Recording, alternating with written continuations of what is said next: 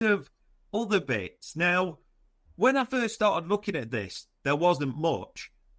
And then Ibu Konate opened his mouth, didn't he? Not once, but twice on international duty. And to be fair, I think it's fair to say it's the talking point, or it's been the talking point this weekend. Just in case people have missed it, and to be absolutely clear, one of the comments he said was, I've seen a lot of things in the press recently, like Liverpool have made me a new offer. I don't know where that's coming from. My agents are continuing discussions with Liverpool. I hope my decision will be made very soon so I can announce it. And then the second bit was, with obviously everything that's going on, it's difficult. We can't say everything because a lot of the things are already being said in the media. Some of the things that I read, I'm like, ooh la la. That puts me in a tight spot with Liverpool fans, and they don't even know all the ins and outs. I mean, sounded like a low character saying that a little bit. But I actually couldn't believe he said that. That's crazy. Yeah, it's a bit like, I thought it was just a joke stereotype, but there you go. I mean, there's a lot to unpack here. What have you made of those comments? Because they've not exactly quietened it down, have they? No. And yeah, you could kind of read into those either way, can't you? Which I think tells you exactly where the situation is, which is what I personally have consistently reported here, is that stuff is still up in the air. He's saying they're kind of shooting down the idea of an offer, and I do think that always gets overstated, kind of contract offers and exactly how that works. With Liverpool particularly, they never really kind of formalised contract offers in the thingy that you kind of want to go negotiate there till basically the whole thing's nailed down, and then it's there, and you've kind of agreed it rather than anything else. So I never really kind of buy into those reports around that. But it is just at the moment, everything kind of up in the air. They are in talks. There are other clubs interested who are going to put their offers on the table. I was going to say in January, but no doubt they already have. Yeah. And he has a decision to make around that. And Liverpool will have a red line around where they want to go to. So all those factors are there. But I can, guarantee I had a conversation with someone kind of close to that quite recently. And they said, it is all possibilities are on the table. So, and I know people don't like that uncertainty, but it's just the reality at the moment. So very, very hard to say which way it's going to play out in the end. I mean, it's probably that big line that people jumped on. Hope my decision will be made very soon. And people swayed either way. It's like, that's good, that's bad. What's he announcing? What's he going to say? From Liverpool's perspective, I mean, surely they've learned a bit of the lessons from last season, because they don't want Ibu doing, over the mat and all sorts of things and the way it just rumbled on.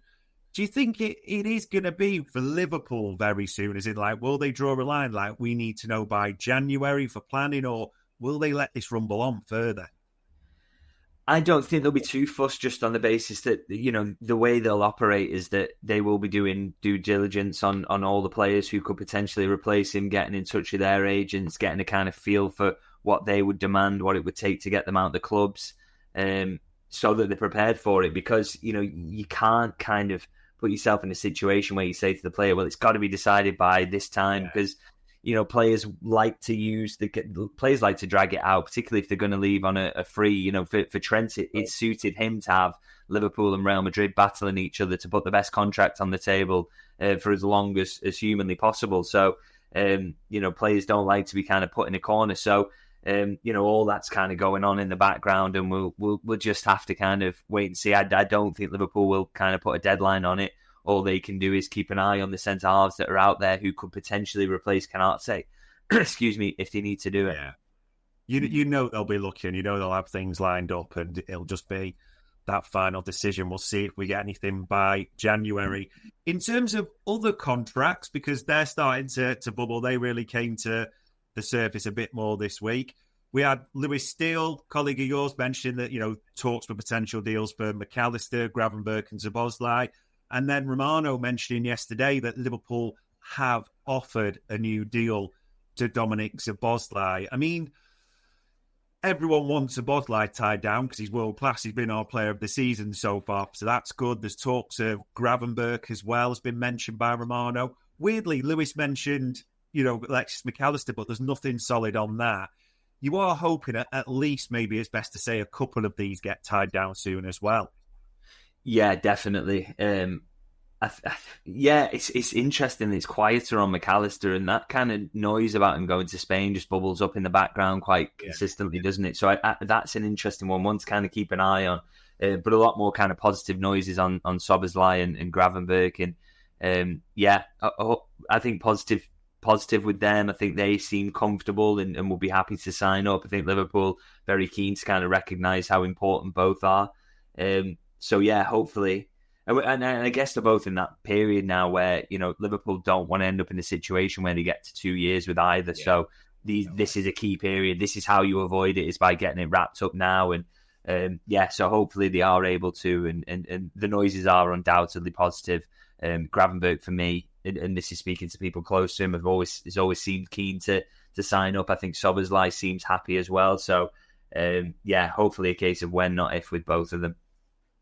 It's hopefully that, and obviously they seem happy, which is great. I suppose it's part with the contracts, because I know everyone wants it like, let's get it done as fast as possible. Liverpool this summer, the way they've done it, they gave Van Dijk and Salah top money, elite money, as we know, to renew as that came out. They've pushed, they've upped Cody Gakpo as well. Just in terms of the market, agents will be looking and saying, well, you gave these players top dollars. If you want my clients to renew, don't try and shortchange it as well. Yeah, there's no doubt there'll be expensive contract renewals. I mean, I think both would acknowledge that Van Dijk and Salah have got a certain importance in terms of what they produce on the field, so they probably won't be anywhere near that. But yeah, it does kind of benchmark everything and it pushes it up. But I think we've seen consistently from FSG, and it's funny, everybody's criticising those decisions now, but it was like everyone trying to make out they were tight and they don't reward the players. They absolutely do, and they consistently have done over the years. Sometimes to a degree of kind of regret when you think about, Fabinho and kind of what happened there. Jordan Henderson went through a similar thing, and, everybody's saying now it's a mistake to give Van Dijk and Salah the contracts. Well, where were all the people who were saying that over the summer? So I think you can say that the FSG and this ownership and the sporting director and that entire setup will reward players and tie them down. So I think you should have confidence that will be the case. Yeah, I do. Like you said, we don't want to get into that 2-year period. And I mean, speaking of other players that are running their contract down, and Adam Wharton, we're even talking about Mark Guehi and where he might go. Now, this one, it's weird because it kind of gone quiet in terms of, I think, colleagues like Romano, Ornstein, Paul Joyce had all said Liverpool are not going to move for Mark Guehi, so that kind of moved it off the table. But it kind of seems to have started again. And then Adam Wharton's, a Crystal Palace player, even says on England duty, well, we'll have to see, nothing set for January. Do you think maybe with Konate's situation, if that doesn't get done, i.e. Ibu does move on, signs a pre-contract elsewhere, are we actually thinking, is there anything could happen with Mark Guehi, or is it still smart money, summer, freebie? Yeah, I've not heard anything that makes me think that stance has changed. It's still the whole thing of kind of what amount of money would make Crystal Palace want to do this. That's the key aspect, because it's like, well, you could get, they might say, all right, well, 20 million, we're not that bothered about this half season we've got left. But then it's like, for Mark Guehi as well, Liverpool probably won't. Why would you go to 20 million for someone you could get in 6 months for absolutely nothing? And then for Mark Guehi, he's playing well. He's in his potential to win another trophy this season. He really is happy at Crystal Palace, and everything's going pretty swimmingly there. It's a World Cup year, so you keep playing and keep yourself in rhythm so you can end the season well, rather than changing things and going somewhere where you might not immediately be on the starting 11. So it doesn't really make sense for a player or Crystal Palace to do it, or even Liverpool, considering what the price would be, really. So, I just don't see a world where that kind of gets done in January, personally. And there's a comment there that says, so because we lose 40 million if we miss out in the Champions League, but you can't ever, clubs can't work in this mindset of like, well, we've got to spend now because then if we don't, we'll miss out in the Champions League. But it's like, well, what if you spend and you miss out in the Champions League? Yeah. Nobody ever thinks of like the worst case scenario, and the clubs have got to think about it. So I just think that's nonsense, really. And, people only ever think signings are good. Well, it's like, well, you think about, everyone was kind of tripping over themselves to say that Kirkes will be this massive upgrade on Robertson, and that hasn't kind of worked out yet. So you've just got to think about it like the clubs do. And people get annoyed about when I say this, but it's just true. And I know this is how they operate. The that it would have to be a large sum for Crystal Palace to want to do it. I just really doubt that Liverpool are going to want to go there in January for that. And I also doubt that the player's going to really push for it. It makes more sense for him to move on a free as well. Yeah, it's World Cup year as well. Players are going to be reluctant to move if they're in teams as well for things like that. So that's going to come into the mix as well.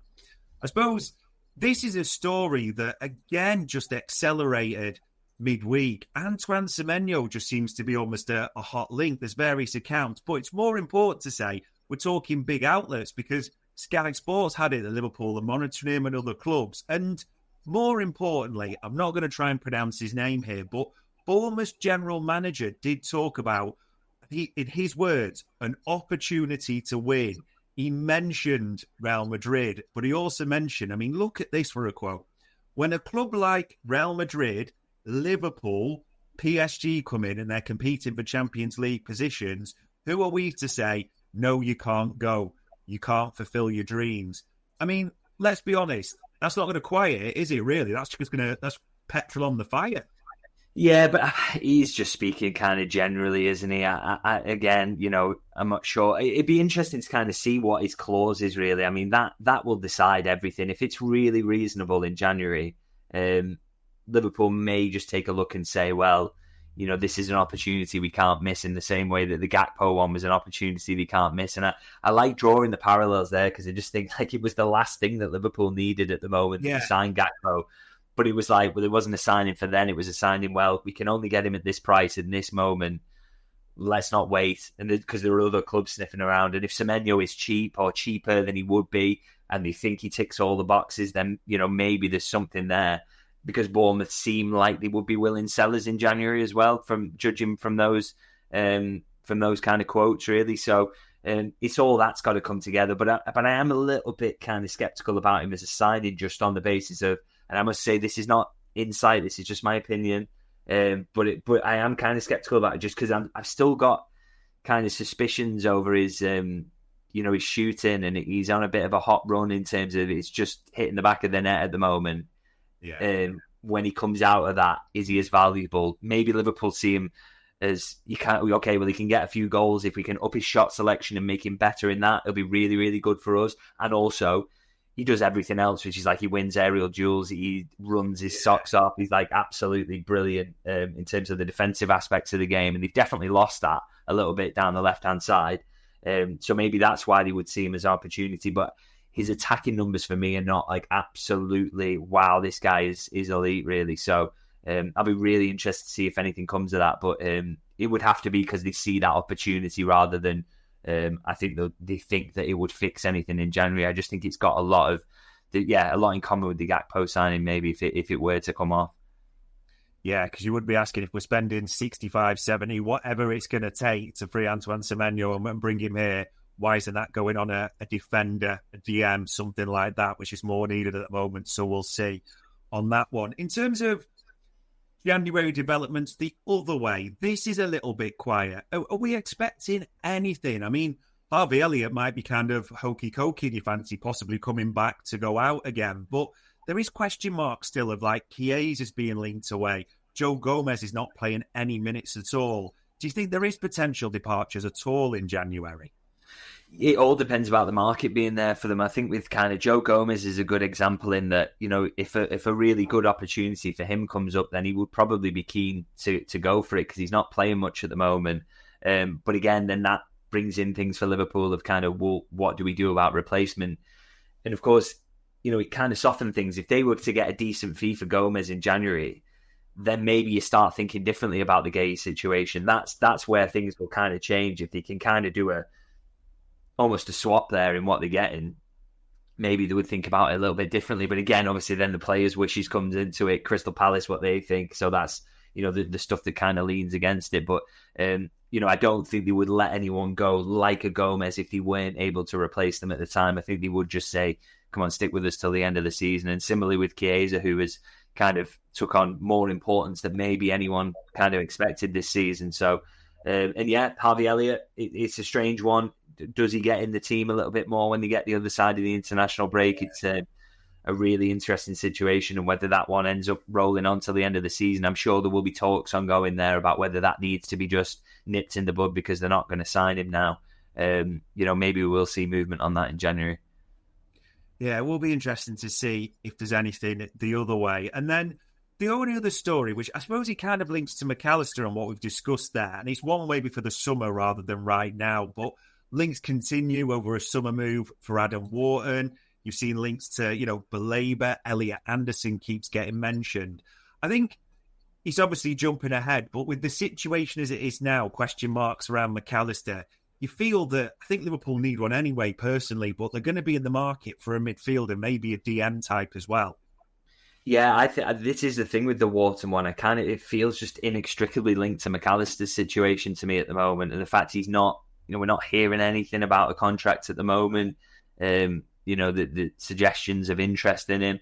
I just find that really interesting because I don't see how you can make another midfielder work without selling one. You've just got to, and I don't mean Endo, by the way, because he plays no minutes whatsoever. It's got to be someone significant if you're going to sign someone significant like a Wharton.